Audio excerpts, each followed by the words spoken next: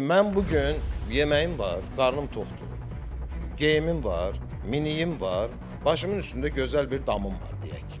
Mən artıq Rolls-Royce almaq arzusuyla yaşamıram. Çünki artıq o mənə çox cılız bir arzu gəlir.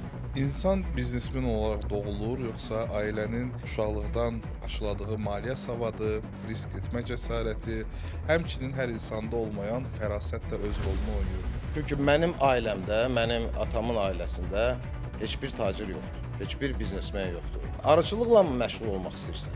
Buyur, sənə 4-5 yeşik içi arıyla dolu. Buyur başla. Yetər ki işlə.